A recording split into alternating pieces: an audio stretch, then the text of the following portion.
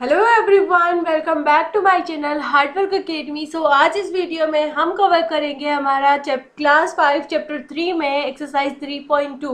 Exercise 3.1 हमने cover कर ली है। अगर आपने नहीं देखी है तो डिस्क्रिप्शन बॉक्स में लिंक गिवन है, आप वहां से जाकर देख सकते हैं।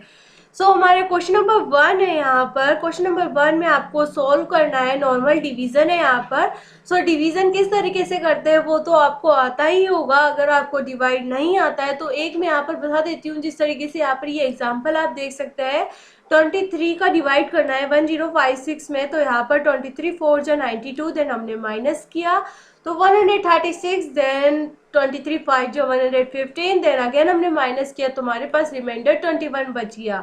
अब इसके नीचे नहीं हो सकता, इसके नीचे हो सकता है पर पॉइंट लगाकर हो सकता है। पॉइंट वाला क्लास 5 में नहीं है तो आप यहीं पर इसको छोड़ सकते हैं। तो इस तरीके से आपका आंसर आ जाएगा। बस आपको हमेशा ये ध्यान रखना है, जो यहाँ पर जो 1056 होता है ये डिवाइडेंड होता है, 23 आपका डिवीजर है, 45 आपका क्वेश्चन है, एंड जो नीचे जो बच जाता है वो आपका रिमाइंडर होता है। लास्ट में ये लाइन भी जरूर लिखनी है। ओके, तो ये जो क्वेश्चन है आपके पास, क्वेश्चन नंबर 1, इसमें नॉर्मली डिवीजन है। अगर आपको डिवीजन में कोई भी प्रॉब्लम हो, अगर आपको डिवाइड नहीं आता है तो कोई बात नहीं, क्लास 5 है। आप मुझे कमेंट सेक्शन में कमेंट करके बता दीजिएगा, मैं डिवाइड पर एक अलग से वीडियो लेकर आऊंगी और उसमें हम ओनली डिवीजन सीखेंगे। क्वेश्चन नंबर 2 है। क्वेश्चन नंबर 2 में आपके पास देवनागरी स्क्रिप्ट नंबर्स में है। तो देवनागरी स्क्रिप्ट नंबर्स हमने जिस तरीके से एक्सरसाइज 2 के पार्ट 2 में हमने देखे थे कुछ नंबर्स, तो आप कहीं से भी अपने देवनागरी स्क्रिप्ट नंबर्स की काउंटिंग देख लीजिएगा और इन्हें नंबर्स में लिखकर फिर नॉर्मल डिवाइड कर लीजिएगा। अब हम करते हैं हमारा क्वेश्चन नंबर 3। क्वेश्चन नंबर 3 है आपके पास। यहाँ पर आप क्वेश्चन नंबर 3 देख सकते हैं अच्छे से। Chhaya board 20 copies for 360 rupees. What is the price of an a single copy. मतलब छाया लेकर आती है 20 कॉपीज 360 रुपीज में। ओके, एक कॉपी कितने रुपए की है ये आपको बताना है। तो वो आप किस तरीके से बताएंगे वो भी मैं आपको बताती हूँ। यहाँ पर थोड़ी बहुत राइटिंग खराब है पीसी में माउस की वजह से, तो यहाँ पर आपको सॉल्यूशन किस तरीके से करना है ये आपको अच्छे से समझना है। तो स्टेटमेंट सबसे पहले हमने लिखा, छाया बोर्ड 20 कॉपीज फॉर 360 रुपीज। ये क्वेश्चन में से लिखे हमने line. Then the price of a single copy is 360 में 20 का डिवाइड कर दीजिएगा। आप अपनी कॉपी के साइड में ही यहाँ पर पेंसिल से डिवाइड कर सकते हैं। जब आप रिवीजन करो तब आपको बिल्कुल दिक्कत नहीं आएगी। यहाँ पर हमने डिवाइड किया तो हमारे पास आंसर आ जाएगा 18 रुपीज की एक कॉपी हमारे पास आई है। ओके, छाया ने जो 20 कॉपीज 360 रुपीज में खरीदी थी उसमें से एक कॉपी 18 रुपीज की है, ये आपने फाइंड आउट कर लिया। तो ये डेली लाइफ में भी आपके काम आ सकता है। तो आपको ये ध्यान रखना है किस तरीके से कैसे क्वेश्चन को फाइंड आउट कर रहे हैं हम। Okay, now let's move on our next question, question number 4। Question number 4 में है आपके पास है, धीरज has 864 bananas. How many dozen bananas does he have?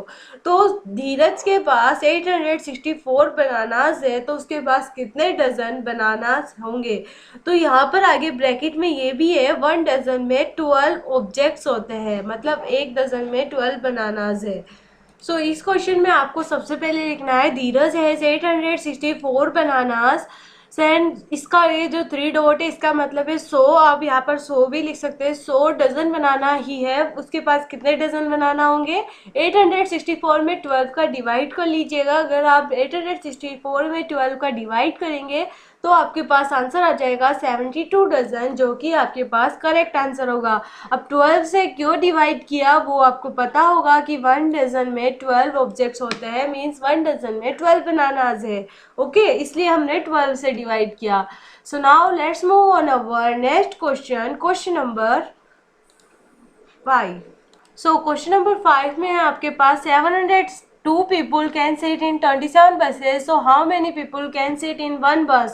तो यहाँ पर 702 people एक 27 बसेस में बैठ रहे हैं, तो एक बस में कितने लोग बैठ सकते हैं ये आपको फाइंड आउट करना है। तो इसके अंदर आपको स्टेटमेंट लिख देना है, मैं यहीं पर बता देती हूँ। 702 people can sit in 27 buses. Then आपको लिखना है people can sit in one bus, can sit in one bus. Okay, sit in one bus, one बस इक्वल्स टू आपको फाइंड आउट करना है 702 में आप डिवाइड कर लीजिएगा 27 का। ओके, अगर आप 702 में 27 का डिवाइड करेंगे तो आपके पास आपका आंसर आ जाएगा 26। मीन्स 26 पर्सन एक बस में बैठ सकते हैं। ओके, 26 पर्सन इसका आंसर होगा।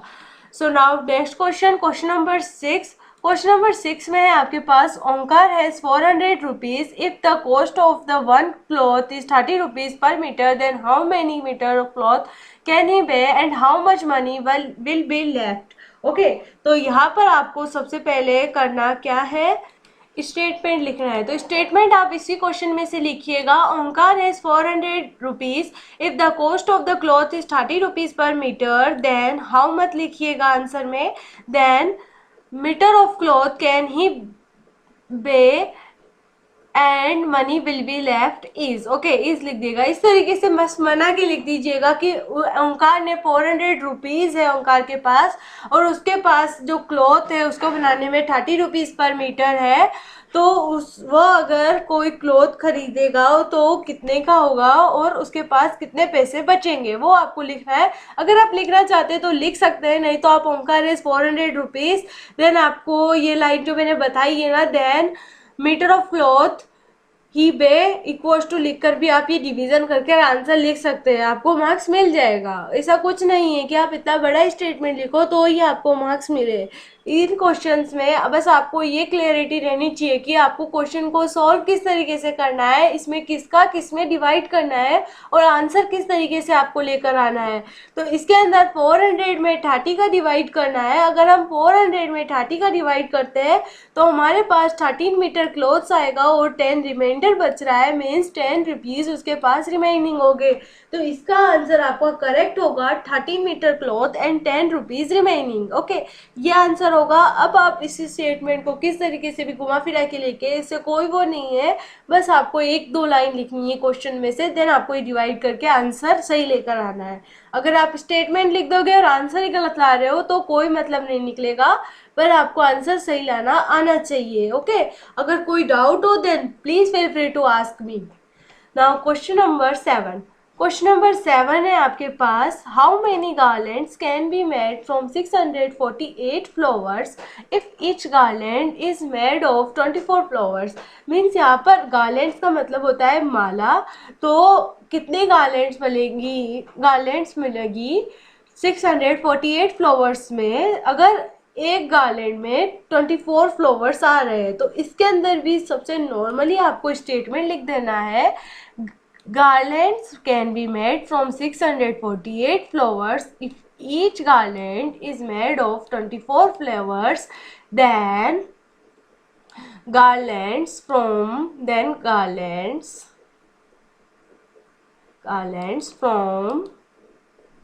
नहीं लिखना है, can be made from 648 flowers. Okay, can be made from 648 flowers लिखना है आपको। देन आपको डिवाइड करना है 648 में 24 का। ओके, 648 में आपको 24 का डिवाइड करना है, देन आपके पास जो आंसर आएगा वो बिल्कुल करेक्ट आंसर होगा। So now next question, question number 8। Question number 8 में कुछ नहीं है, बस ये है कि how many years are there in 936 months. Okay, 936 months में कितने ईयर्स होते हैं ये आपको फाइंड आउट करना है।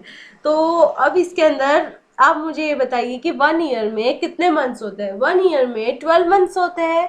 I am right? ओके, तो इसके अंदर आपको बस ये लाइन लिख देनी है, there years are there in 936 months is 936 में 12 का डिवाइड कर दीजिएगा। अगर आप 936 में 12 का डिवाइड करेंगे तो आपके पास आंसर आएगा 78। ओके, जो कि आपका बिल्कुल करेक्ट आंसर होगा 78 ईयर्स।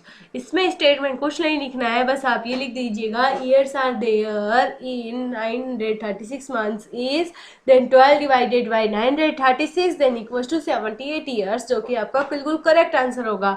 पर आपको डिवाइड करना जरूर आना चाहिए। अगर इस एक्सरसाइज में आपको डिवाइड करना नहीं आता तो ये पूरी एक्सरसाइज आपके ऊपर से ही गई है, समझ लो। ओके, सो डिवीजन करना समझ लीजिएगा। अगर आपको डिवीजन करना नहीं आता है then please feel free to ask me in comment section, I will solve your doubt. तो ये एक्सरसाइज पर हमारा पूरा चैप्टर 3 भी कंप्लीट हो गया है। अगर आपको फिर भी कोई भी डाउट हो देन मैं अगेन बोल रही हूँ, मुझे कमेंट सेक्शन में कमेंट करके बता दीजिएगा। अगर आपको इस वीडियो में या फिर कुछ भी ऐसे स्टेटमेंट जिस तरीके से मैं बता रही हूँ वैसे कुछ समझ ना आ रहा हो तो भी मुझे बता दीजिएगा। मैं जो अगले वीडियोस बनाऊंगी उस वीडियोस में स्टेटमेंट बिल्कुल ऐसे अच्छे से करूंगी। ऐसा ना होगा कि अगले वीडियो में आपको स्टेटमेंट करेक्ट मिलेगा, क्योंकि वीडियोस पहले से हमारे पास होती है, बस हम अपलोड करते हैं। तो मीन्स अगर आप चैप्टर 3 की वीडियो के नीचे कमेंट करोगे तो अब हम जो चैप्टर की वीडियो बनाएंगे जैसे कि चैप्टर 5, 6, तो उस वीडियो में हम स्टेटमेंट बिल्कुल प्रॉपर लिख देंगे। और अगर आपको इस तरीके से समझ आ रहा है तो बहुत अच्छी बात है, आप खुद से भी स्टेटमेंट बनाना सीखेंगे। ये मेरा पर्पस ऑफ व्यू इस वीडियो से यही है कि आप स्टेटमेंट खुद से बनाना सीखें, क्योंकि अगर आप क्लास 5 से खुद से स्टेटमेंट बनाएंगे तो आपके लिए इतना अच्छा होगा कि मैथ में आपका मार्क्स बिल्कुल हाई वेटेज पर रहेगा। तो खुद से स्टेटमेंट बनाने की पूरी से पूरी कोशिश कीजिए। अगर नहीं बन पा रहे हैं then please feel free to comment, मैं बनाना आपको सिखाऊंगी। मैं बिल्कुल करेक्ट स्टेटमेंट पहले से लिख के रखूंगी। ओके, क्वेश्चन को पढ़कर बिल्कुल अच्छे से पढ़कर जो आंसर लिखते हैं वैसे स्टेटमेंट बनाते हैं वैसे, देन आप इसकी प्रैक्टिस कीजिए। Thank you so much for watching this video till the end. Please like this video, share this video and subscribe to our channel Hard Work academy.